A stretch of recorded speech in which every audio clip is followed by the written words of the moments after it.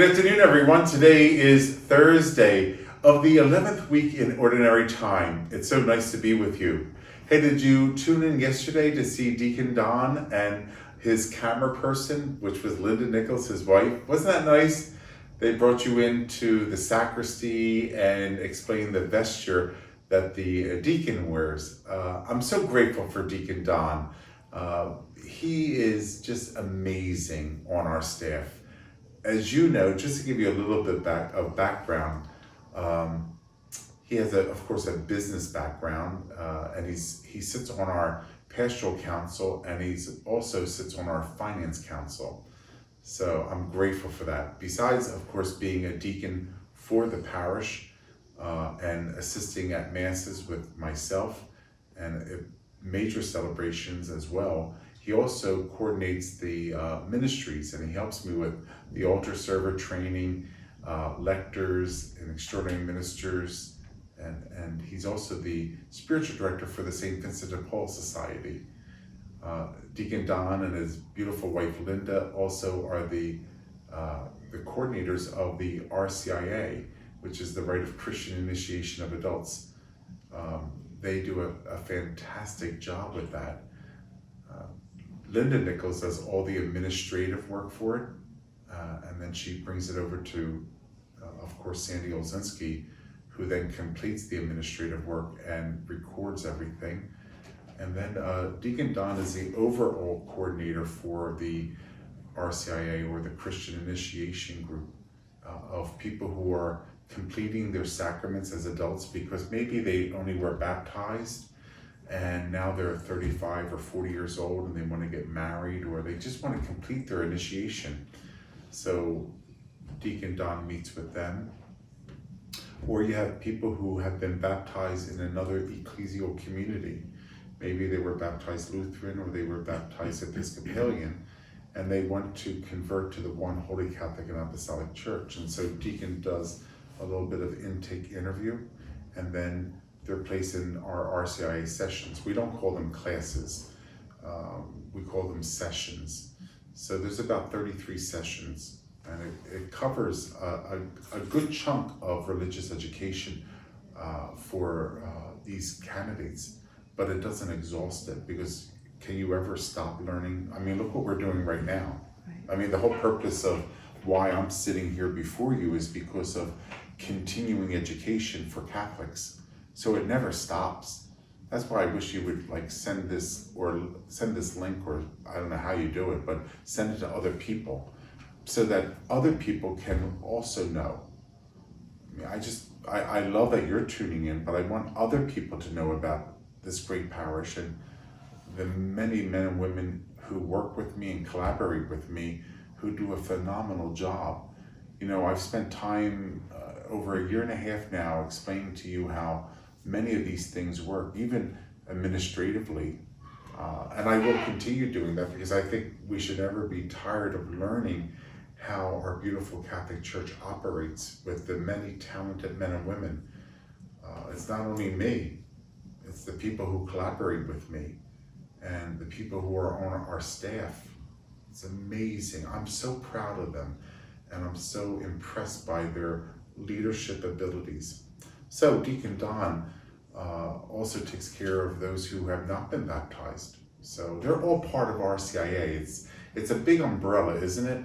So it's Catholics who did not complete their sacraments, people would say. I say did not complete their initiation, but whatever, however you use the words. And it could be people who belong to a non-ecclesial community. Remember, don't say another church. Please don't say that, because there's only one church. They belong to another ecclesial community, because Jesus only founded one church. So you can't keep on saying, oh, they belong to this church or they belong to that church. So just try to train yourself. I mean, I know it's hard. It's you know, especially when we've been saying things like that for years, and try to we have to stop saying things like that, because it is confusing. Because you know why? People will say, well, what makes a big difference? As long as they go to church.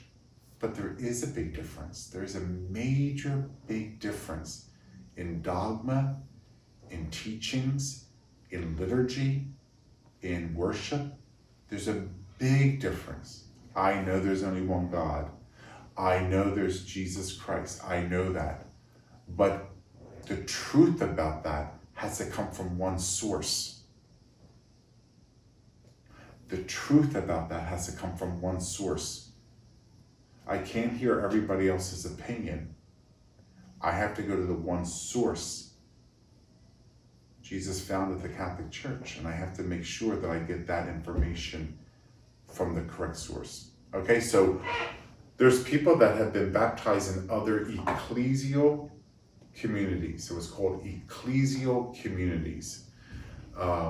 And they want to come into the Catholic Church.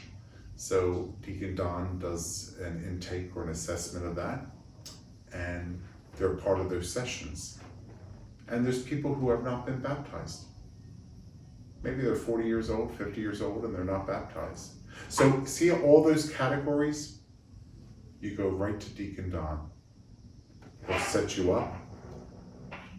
His wife Linda will take all the paperwork necessary, and then you'll begin to attend the sessions, not classes, sessions, where there's a group discussion, where there's a presentation, where there's really back and forth inquisitive questions and answers, right? I think it's beautiful. I'm part of the, you could say faculty that are part of these sessions, or presenters. Maybe presenter is a better word, right? So I'm a presenter, Deacon Don is a presenter, Suzette Moyer is a presenter, Steve Imms is a presenter. There's a lot of presenters. I think Kip is one, Volcanero, he's a presenter. So there's a lot of presenters that Deacon Don has on his team. You know what, we shouldn't really call them catechists, because that's what they are. They're the catechist for these sessions. And it's nice because these people have a chance to hear different voices. You know what I mean? Different presenters. It's not the same presenter. Like, it's not every week it's Deacon Don or every week it's Father Bellopede. Now they change all the time. So it's kind of nice and healthy to hear all the different presenters.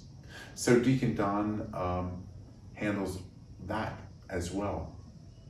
And as you know, Deacon Don is on rotation for the celebration of baptisms. Deacon Don also preaches the first Sunday of the month, the homily.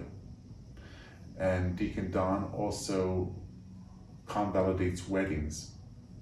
So if somebody needs their marriage blessed, or convalidated is the proper word, Deacon Don does that. Yeah, so Deacon Don witnesses marriages, as well as I do, but I do it in the context mostly of Mass. Deacon Don does it in the context of the liturgy of the Word. Remember we talked about that, a nuptial ceremony and a nuptial Mass? So deacons, I don't know if you know that, deacons can witness marriages. They could baptize. They could preach the homily. They could say the prayers at the cemetery. And they could say the prayers at the funeral home. Beautiful. And Deacon Don does a great job. So I want to also talk to you about Deacon Peter Burghart, who will be joining us come this Saturday. So today's Thursday. His first Mass will be on Saturday evening at 4 o'clock. Please welcome him. Please welcome him to back into diaconal ministry. So Deacon Peter and his wife Marge are members of the parish, just like Deacon Don Nichols and his wife Linda are members of the parish. Both of these men are ordained deacons of the Catholic Church. Both of these men have faculties to preach, to witness marriages, to baptize on behalf of the Catholic Church, and also the Archdiocese, and of course me as pastor here. So Deacon Peter, his ministry has been really to his wife. Isn't that beautiful? taking care of his wife and bringing her communion every week. You might see him at the 12 o'clock Mass or the 4 o'clock Mass. They usually go to either the 12 or the 4, Saturday or Sunday. Now, there was times that Marge was not able to attend Mass because of her own illness. Deacon Peter would bring her communion. So you might have seen him in the pew with a gray shirt like I'm wearing. As you know, priests wear a black clerical shirt with a white collar. Deacons wear a gray shirt with a collar. So you know they've been ordained in holy orders. Remember I told you the volume, deacon, priest, bishop. Okay, just want to go over this with you because I think it's, again, repetition is the mother of learning. And I think it's always good for us to learn all about these things. So Deacon Peter will be coming on board for the first time in his diaconal role at the altar on Saturday at the 4 o'clock Mass. And kind of like Deacon Don will be mentoring him back into active duty. Yeah, because I met with Deacon Peter the other day in my office here, and we were going over a lot of things, and we were just saying like how you need time to like adjust to the space of a new parish. So it is with deacons, just getting back into a parish and getting up on the altar in the sanctuary and even baptizing, like how that all flows. I say, yeah, just to avoid the speed bumps, the liturgical speed bumps. Because you know why? There are liturgical speed bumps. And what I mean by that is like in a new sacred space, how things flow. Like you see everything from the perspective of a pew. Like you're watching the Mass from your pew. And you see how everything just flows. It's like everything just works. It's like a cooking show. They all have everything cut up for you. And everything looks nice.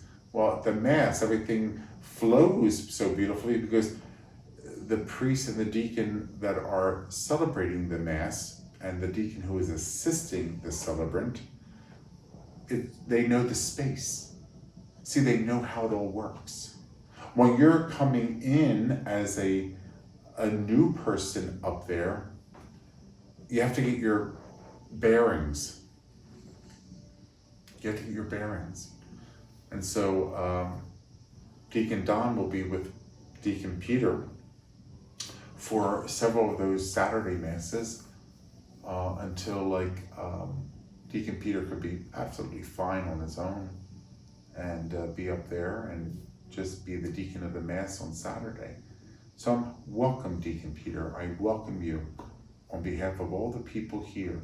I'm glad that you're now, I know you're retired, but you're willing to come on board one Mass out of the 5.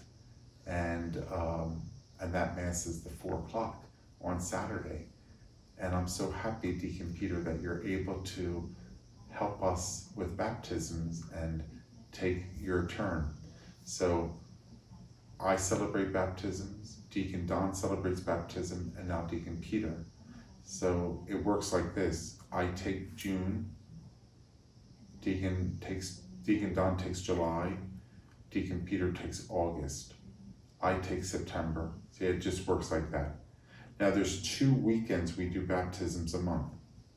And then the person who has the baptism, they have it for the entire month. And then it just keeps on rotating and then goes back again. And so that's how that works. And then, as you know, when does the deacon preach? Always on the first weekend of the month. Unless there is something happening, like a first communion. Well, of course, the pastor will have to preach that homily because he's the pastor of the parish. Does that make sense? So anyway, I just want to tell you about how all these things work so that you know more and more about the role of a deacon and how grateful we are for Deacon Don and all that he does that I've just mentioned. And now Deacon Peter, even though he's retired, he came to me and says, you know, Father, I'm retired, but I have faculties to be a deacon, and whatever you would want me to do, I'll be happy. But if I could just maybe do the Saturday, be the deacon for the Saturday Mass, because my wife will be with me, and that would be enough for us. I said, that's fine, one Mass. And then I'll take my turn on baptisms. I said, here's another bonus. I said, welcome, you're on. So I'm glad about that. Last thing I want to talk to you about is a couple people have stopped Peggy and were concerned that there was some kind of vandalism on our campus with the Ten Commandment monument. So thanks be to God, not at all. I think you might remember I spoke about this before. So let me just tell you once again. And you could talk to people and share this. So about 2006, the Knights of Columbus and a small committee met with Father McElroy, because at that time there was talk that the Ten Commandments were going to be moved from courthouses. And that was a big thing. No more God in these civil places, which is terrible, which they're missing the entire point. That's not what our forefathers intended. But again, we've been saying this and shouting this from the rooftops, but as we say in Italian, cabados, hardhead. They're not listening. Our forefathers did not intend to rip religion out. That was not the intention. Read everything. But as time goes along, that's what they're doing. They want God out of it. So, anyway, they were removing the Ten Commandments, the law, out of the courthouses or outside. They would have monuments at courthouse, and they would have a Ten Commandments. Yeah. So when people passed by, they saw the Ten Commandments, right? It was nice, it was beautiful. So little by little, that all was taken away. So to a reaction to that, and the Knights of Columbus are phenomenal with issues for life, for freedom of religion. I can't say enough about the Knights of Columbus. They're unbelievable. The amount of time, talent, and treasure that the Knights put forth for the Catholic Church, unbelievable. Okay, so anyway, local Knights came together and said to Father McElroy, how about we put one up here at St. Mary's, a Ten Commandment monument. So Father McElroy said, absolutely. So they decided where they were going to put it up, and they spoke at the masses back in 2006. The only reason I know this is because I spoke to both Bill Kirby and Paul Brady, and then they erected the Ten Commandment monument. So for many years it was there, right? Just until recently. And the reason it was there is again a testimony of faith. Statues and monuments are always testimonies of faith. So that's why we like to put statues and monuments around Catholic campuses, because it teaches the faith. Just like stained glass windows teaches the faith, just like sacramentals teach the faith. Well, over time, the Ten Commandments got faded. It almost started to disintegrate. So you couldn't even read it anymore. It was almost unreadable. I don't know if you ever passed by that section of the campus. We call that section parking lot B. I mean, the only reason we do is because when we're trying to explain things, it's, that one. So it's better to say parking lot A is by the annex, parking lot B is by the pond. So I don't know if you ever went through parking lot B and checked out the Ten Commandments, but over time, it was not readable. Second thing, there were 2 huge trees next to it that were beginning to cover it. Third thing, the trees, because of the inclement weather and the winds and the rain, would bend the tree and it was covering it even more. And then the stone was now getting green. It was getting discolored. It was really getting weathered. It was really getting weathered, the monument. So now it's unreadable, it's getting weathered, and it's discoloring. So when I say it's getting weathered, it was getting pitted. It was really, when I say disintegrating, it was really changing the texture of everything. Also, when I came here, there was no light on it. So you could imagine all of that was affecting the monument. So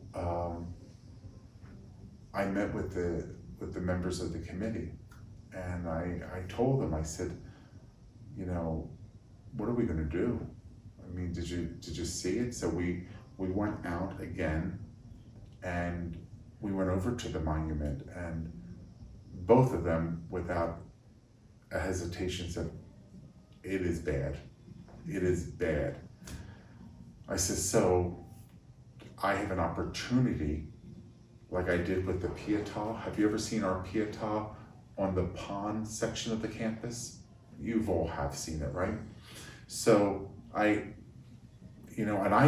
sometimes I don't even go out and seek these things. It either comes to me by way of text or another friend of mine. And I'm like, sure, I would want that Pietà. So it's the same thing that happened. I found out about statues. So the crucifixion with Mary and St. John next to it. Have you ever seen that image? Yeah, so it's the crucifix with Jesus on it, Mary and St. John, and then Mary Magdalene in front of it. So there's four: the crucifixion with Jesus, Mary, John, and Mary Magdalene. So I asked, and I said, can I have these? Are you doing it? No, we're not going to use them anymore. So I thought, this is wonderful. So I talked to Bill and to Paul, and I said, well, guess what? We have an opportunity now to get a crucifixion with the Blessed Virgin Mary, St. John, and Mary Magdalene that could take that place of the monument that's all disintegrating, terribly weathered, and getting discolored. So they were very anxious. When? I said, well, just let me see when I can get them. Let me just see, because they were very anxious to begin with the project. And I said, just let me see. So I called the Archdiocese, because it comes from the Archdiocese, and I said, when can I get them? So please God, Mr. Brady is working on that removal to bring them on the campus here.